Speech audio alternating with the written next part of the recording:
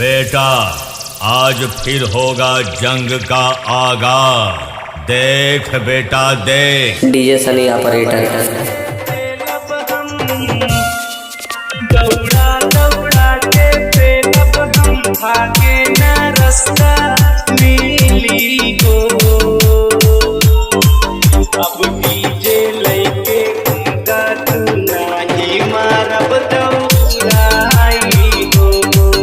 अब डीजे लैके भागा तू नाही मारब सनी डीजे शहर वाले। अरे कसबे तय फोकटई में मारता सुन। अरे मरिगा फोकट में ही कोई तो इसको लियो बचाए। डीजे सनी ऑपरेटर। ऐसा आगे पीछे खूब कल्ला सनी डीजे कटरिया शहर वाले। बेटा अरे मोहना देखा इनका कल्लाई गए।